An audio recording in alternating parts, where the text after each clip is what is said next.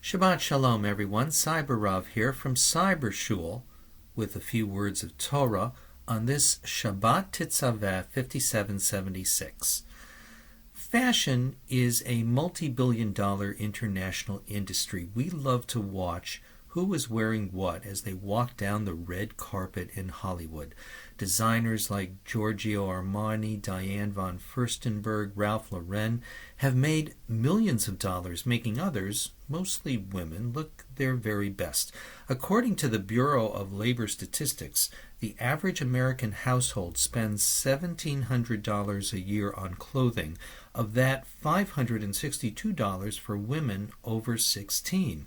In all honesty, as a child of the 60s, I should keep my mouth shut about fashion, but fashion always means something. Uniforms, for example, are meant to suggest medical attention or law enforcement, judgment, ice cream, and so forth. In truth, sometimes it's hard to tell exactly what statement the fashion is suggesting or whom would ever wear it, but sometimes, like art itself, fashion is for fashion's sake. Our Torah portion, Teztaveh, is in part about fashion. It discusses the fashion of the high priest. And no, not that high priest. The priest in the wilderness, or more specifically Aaron, Moses' brother. Now, the high priest was to wear 8 different articles of clothing in all: linen pants, a robe, a fringed tunic, a sash, a frontlet suspended on a cord of blue with the words Kodesh Ladonai, or Holy to the Lord, written on it. That hung from his headdress, an ephod, which I will explain in a minute, and a breastplate situated atop the ephod. So the well-dressed priest. The ephod earns particular attention in the Bible. It is kind of an apron, not that kind of apron, but an apron worn over the priestly robe. The multicolored, fine, twisted linens, gold, blue, purple, and crimson, all suggest the importance of this ritual garb.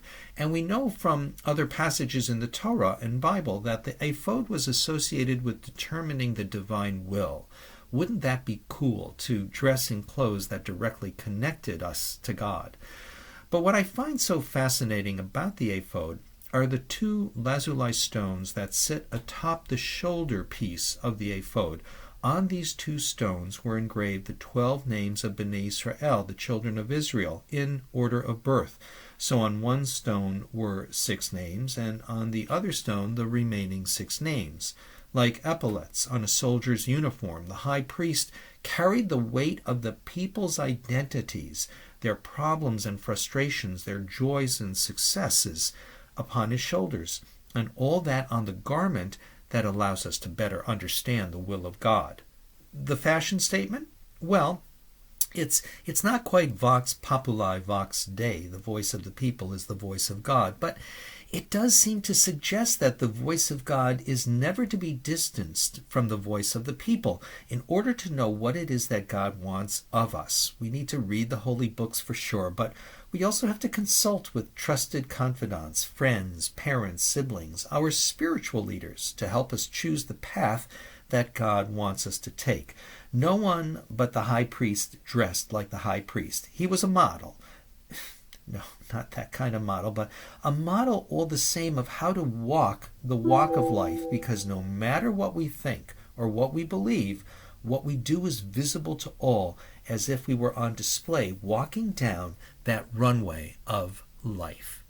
Have a great Shabbat, everybody.